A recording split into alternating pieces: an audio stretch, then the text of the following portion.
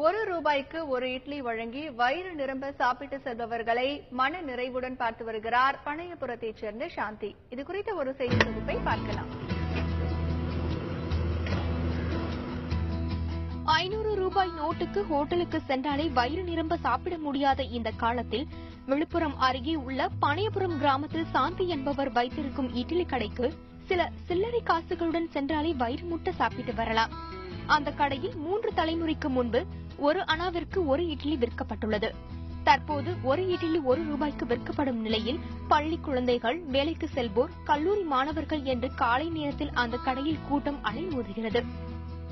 1 ரூபாய்க்கு இட்லி போட்டிருக்காங்க. எங்க வசதிக்கு இந்த கடை ரொம்ப சௌகரியமா இருக்குது. நல்லா சட்னி, சாம்பார், பொடியெல்லாம் வச்சு தராங்க. எங்க திருப்தியா இருக்கு. எந்த ஒரு குறையும் இல்லை. 10 ரூபாயிலே எங்க கால டிஃபன் முடிஞ்சு போகுது. இது ரொம்ப வசதியா இருக்கு எங்களுக்கு. பனையபுரத்தில் இட்லி கடை வச்சிருக்காங்க ஒரு அம்மா. நாங்கள் பெயிண்ட் வேலை செய்யறவங்க எல்லாமே ஒரு 10 வருஷமா அங்கே சாப்பிட்டுக்கிறோம். எங்களுக்கு திருப்தியா இருக்குது. 1 ரூபான்னு கொடுக்குறாங்க இட்லி.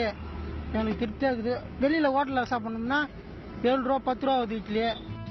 இட்லிக்கு தொட்டுக்கொள்ள சாம்பார், சட்னி, பொடி என்று பல வகையான சைடிஷ்களையும் குறைவில்லாமல் கொடுப்பதால் சுற்று வட்டார பகுதியில் உள்ளவர்கள் காத்திருந்து வாங்கி செல்கின்றனர். எங்களுக்கு மன திருப்தியா பூரிப்பா நாங்க சாப்பிடுவோம். கஷ்டம்னு நாங்க வைக்க மாட்டோம். பொடித்தூள், சட்னி, சாம்பார், 1 ரூபாய் இட்லி.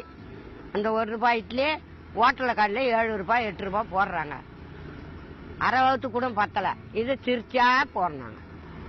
பாபன் விட்டு பணப்பாக்கம், துறவி, மண்டபம், இன்னும் எத்தனை தூரம் ஆஸ்பத்திரிக்கு வரவங்க பூரா இந்த இடத்த வராங்க.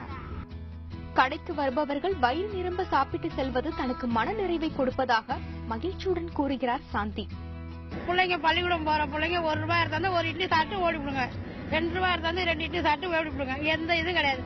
சட்னி, சாம்பார், தூள் கொடுக்குறோம் பிள்ளைங்களுக்கு சாப்பிட்றதுக்கு.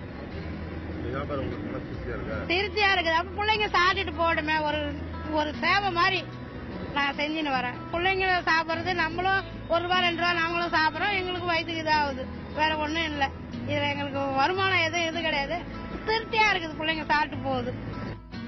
பணத்திற்காக மட்டுமே தொழில் செய்பவர்கள் மத்தியில் சாந்தி போன்ற சிலர் மன திருப்திக்காகவும் மற்றவர்களுக்கு உதவுவதற்காகவுமே தொழில் செய்கின்றனர் என்றால் அது மிகையல்ல. தந்தி டிவி செய்திகளுக்காக விழுப்புரம் ஒளிப்பதிவாளர் பிறை சூடனுடன் செய்தியாளர் கோபிநாத்.